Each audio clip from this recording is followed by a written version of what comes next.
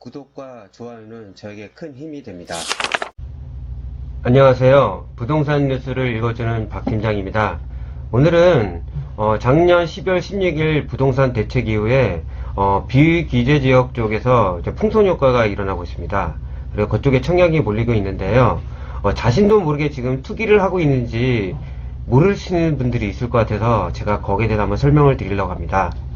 12월 16일 부동산 대책으로 풍선 효과가 나오는데 정말 특유에 휩쓸리지 말아야 됩니다.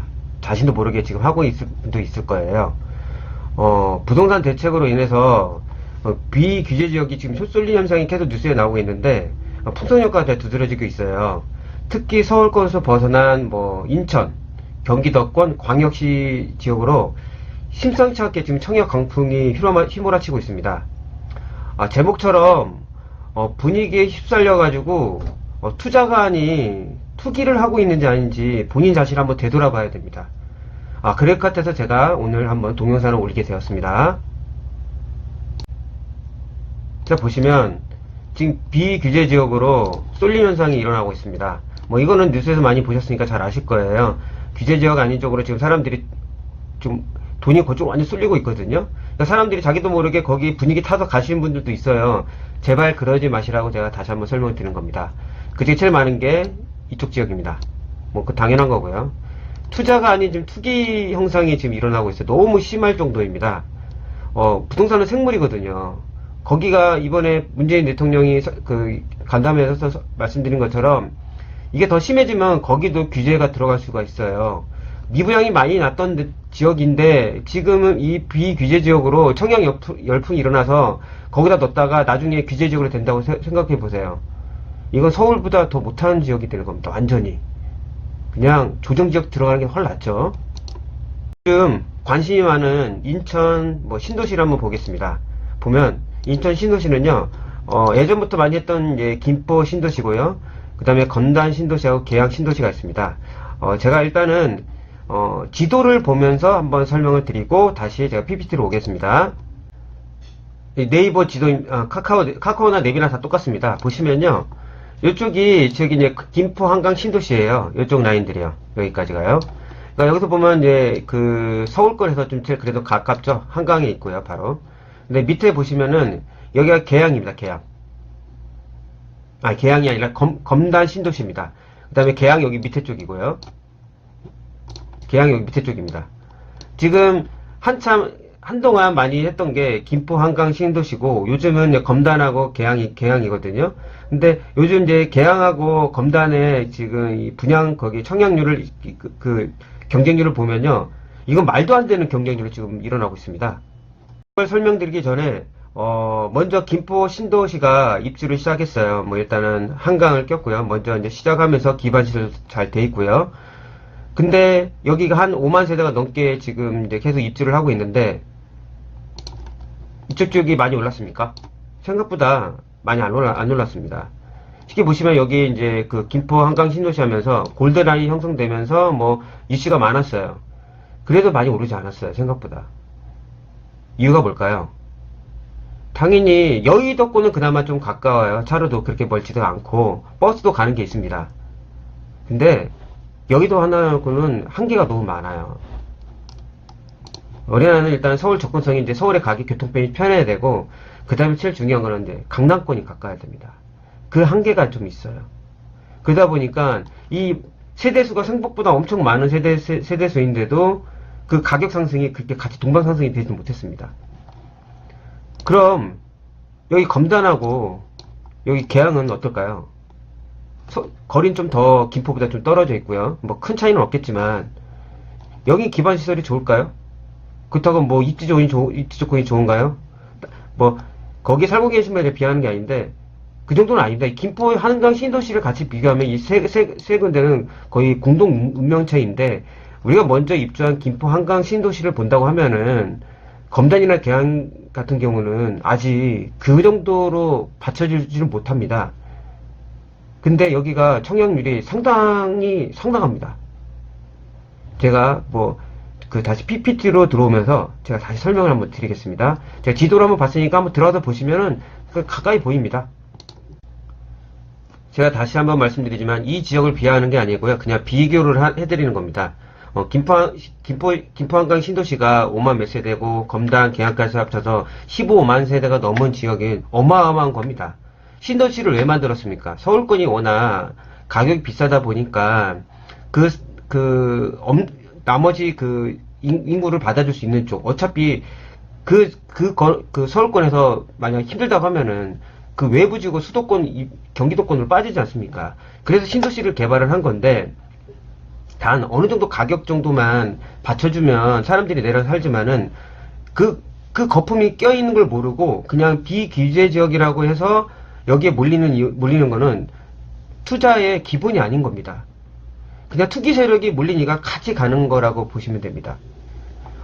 이번 그 청약률이 어떻게 된 거냐면요. 검단 이 신도시나 이쪽 보면요. 이게 2019년이죠, 작년이니까. 12월 16일 대책 이전에는요, 청약률이 1대1도 안 됐습니다. 어떤 데 1점 몇 대로 나왔지만, 거의 0점, 다 미달이었어요. 근데, 12월 16일 이후에는요, 청약률이 거의 9대1입니다, 9대1. 말도 안 되는 거죠. 갑자기 오른 이유가 뭡니까? 그냥 비규제적이라서 그냥 쏠림 현상이 나버린 거예요. 쉽게 TV에 나오는 풍선효과가 발휘가 된 거죠. 당연히 건설회사나 분양회사는 난리가 났죠. 이렇게 잘 되니까. 안 그래도 미분양 나서 힘들어 죽겠는데. 그 분위기 타서 해버린 거예요. 그 업자들과 그 업자들이 자기만의 언론과 이게 커미션이 있을 거 아닙니까? 그런 분위기에 휩쓸렸다고 생각은 안 하시는 거예요. 나중에 그 지역이 규제로 들어가고, 그럼 어떻게 될 것 같습니까? 나중에 집값이 제대로 오르겠습니까? 안 그렇으면 상관없겠지만, 저는 그런 걸 염려해서 말씀을 드리는 겁니다. 보면, 12월 16일 대책 전과 후가 완전히 틀립니다. 이거는 인터넷만 찾아도 나와요. 인터넷 검단과 계양 신도시의 청약률을 그냥 인터넷 검색창에 치면 조금만 찾아보면 나옵니다. 말도 안 되는 거죠. 보시면 그 지역에 지금 입지 조건이 좋지는 않지 않습니까? 그냥 위에 김포 한강 신도시만 비교를 한다면은 어차피 비교할 데가 거기밖에 없잖아요. 그렇다고 김포 한강 신도시보다 기반시설이 좋다? 그건 전혀 아니죠, 아직까지는요. 근데 왜 청약률이 이렇게 갔을까요? 여기로 인해서 쏠린 겁니다, 돈이. 그런 풍선 효과로 인해서 청약률이 높아진 거예요. 오죽하면은 저 그거 보고 깜짝 놀랐어요. 청약 갔더니 70점 후반도 있더라고요, 당첨자 중에서. 거길 왜 갑니까? 서울권에 들어와가지고 인기 있는 지역에 들어가도 당첨될 확률이 거의 당첨인데 이런 분위기에 휩싸인 거예요. 아마 그분은 언젠가는 후회할 수 있을 겁니다. 청약률도 그렇게 나오는 사람들 그렇게 많지가 않아요. 84점이 만점이잖아요. 70점대 후반대면 웬만한 게 다 된다는 건데 왜 그 정도 점수가 된다면은 더 비싼 지역, 더 많이 오를 지역으로 가야죠. 투자의 정석이 아니었던 겁니다, 그분은. 뭔가 이유는 있겠죠. 그러니까 제 개인적으로 생각하는 거는 그냥 청약의 이 광풍에 그냥 휩싸인 게 아니지, 심히 그렇게 생각이 들어서 말씀드리는 겁니다. 그리고 인터넷 뉴스 쳐보시면 나올 겁니다. 무순위 그게 경쟁률이 있는데요. 이 무순위 경쟁률이 이번 아까 오늘은 제가 인천 쪽을 설명드리는 거니까요. 그쪽은 이제 부평이나 안양 같은 거기 청약률이요. 거의 같이 합쳐서 몇천 분에서 만대 1까지 갔다고 합니다.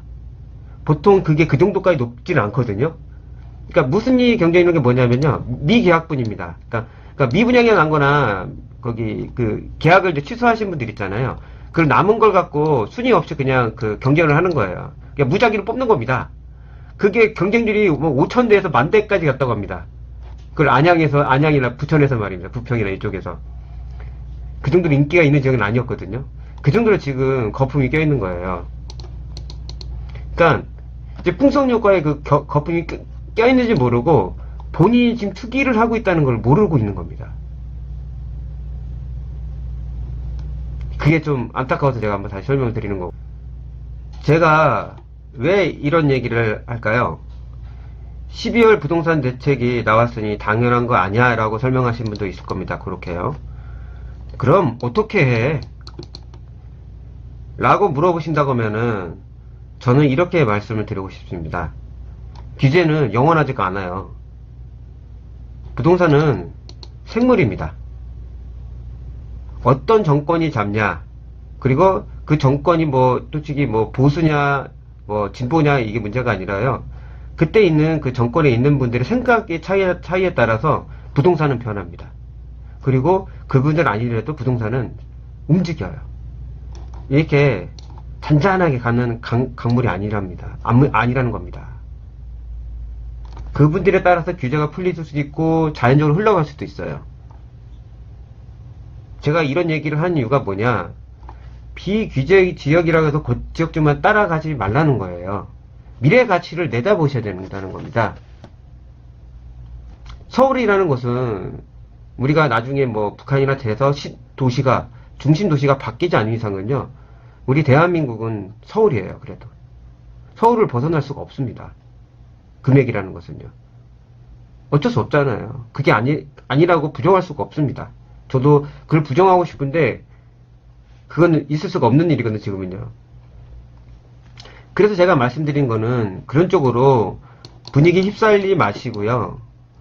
이런 위기가 곧 기회라고 하는 겁니다. 항상 우리가 기회 뒤에 바로 기회가 오면 바로 위기가 닥친 걸 몰라요.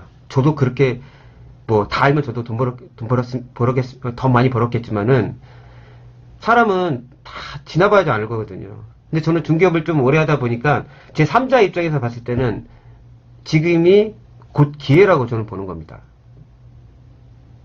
남들 다 한다고 그 풍성효과에 가지 말고 서울권에도 제가 그냥 투자지역 올린 것처럼 자기 지역 근처에 관심 있는 지역이 있으면은 그 알짜 지역을 찾으셔야 되는 거죠. 뭐 지발 간다고 해도 돈 못 버는 건 아닙니다. 단 그렇게 쏠림 현상으로 간다는 거는 투기죠. 금방 이익을 내기 위해서는 그 투기인데, 금방 이익이 내는 줄 알고 넣었다 그러면요 장기적으로 묵힐 수가 있습니다. 투자란 급할수록 천천히 가야 되고요, 마라톤처럼 꾸벅꾸벅 가셔야 합니다. 뉴스나 언론 매체에 현혹돼서는 안 돼요. 투자를 하실 때는 제가 전에 한번 설명드린 것처럼 충분한 현장 답사, 그러면서 당연히 시간 투자는 가야 되고요. 그리고 그 근처에 있는 중개업자들 몇 군데 들려서 정보도 들어보고, 그리고 자기 집 근처에 있는 친한 부동산을 한번 사겨놔야 됩니다. 그래도 나 아닌 다른 사람의 입장에서 들어보는 것도 되게 좋은 거거든요. 지금 본인이 투자를 청약을 했다고 하면은 그 다른 지역이에요. 그걸 투기였는지 투자했는지 곰곰이 한번 생각해 보시길 바랍니다. 저는 지금 오늘 그 얘기를 들려주려고 한 거예요. 그리고 한 지역을 제가 설명을 드리는 거지, 한 지역을 예를 들어서 설명을 드리는 거지, 제가 있는 뭐 한강, 김포, 신도시나 검단, 그리고 계양을 제가 비하하려는 건 아닙니다. 나는 투자와 투기에 대해서 설명을 드리는 겁니다. 왜냐하면 부동산은 거기다 분석이라는 거는 뭔가를 어디를 비하하려는 게 아니라 분석으로 설명을 드리는 겁니다. 만약 김포, 한강, 신도시가 그게 그만큼 많이 올랐다고 하면은 당연히 검단과 계양은 그 전부터 경쟁률이 심해야 되겠죠. 그렇지 않았거든요. 그냥 부동산 대책 이후 규제 지역이 들어가지 않았기 때문에 그쪽에 쏠림 현상이 온 거죠.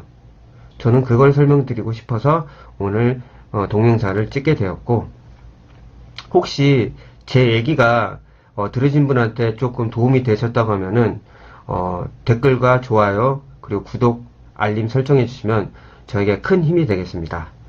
다음에 더 나은 부동산 뉴스로 찾아뵙겠습니다.